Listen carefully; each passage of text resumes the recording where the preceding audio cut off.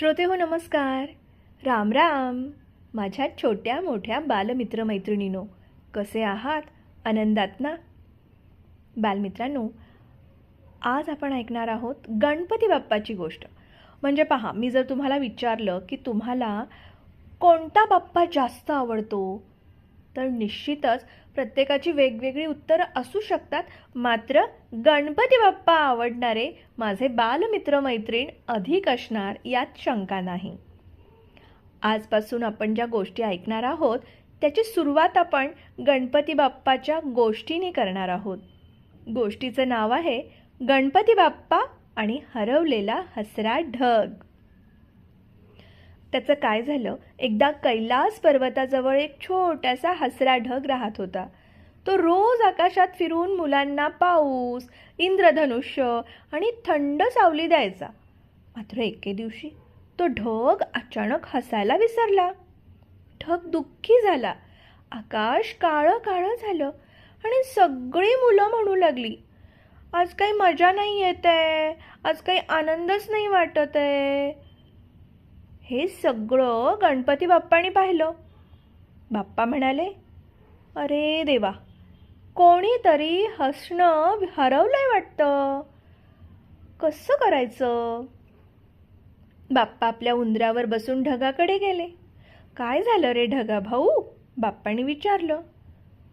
ढग म्हणाला, सगळे फक्त मोठे असतात ना, मोठे ढग त्यांचंच ऐकतात. मी लहान आहे म्हणून माझं कोणी ऐकत नाही. गणपती बाप्पा हसले आणि म्हणाले, अरे लहान असणं म्हणजे कमी नाही. माझं पोट आहे मोठं, पण माझं मन सगळ्यात लहान मुलांसारखंच आहे बरं का.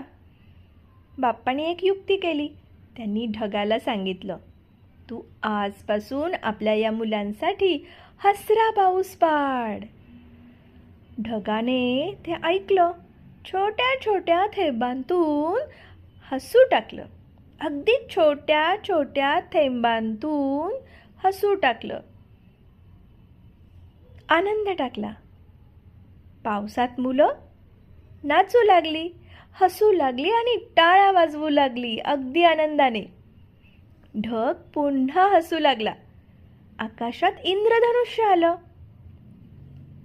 तेव्हा बाप्पा म्हणाले, जो इतरांना आनंद देतो तो कधीच लहान नसतो. तेव्हापासून तो ढग रोज आनंदाने हसतो आणि आपले गणपती बाप्पा लपून आपल्या या हसऱ्या आनंदी मुलांकडे पाहत असतात. बालमित्रांनो, काय कशी वाटली बरं गोष्ट गणपती बाप्पाची? ही गोष्ट तुम्ही याआधी ऐकली होतीत का? जरूर सांगाल तुमच्या अर्चनाताईला. बालमित्रांनो, उद्या आपण भेटणार आहोत नवीन गोष्टीसह. तोपर्यंत आनंदात राहा, हसत राहा, काळजी घ्याल. गणपती बाप्पा मोरया, मंगलमूर्ती मोरया. सर्वांना शुभ मंगल कामना. बालमित्रांनो, वंदे भारत, जोडो भारत. धन्यवाद.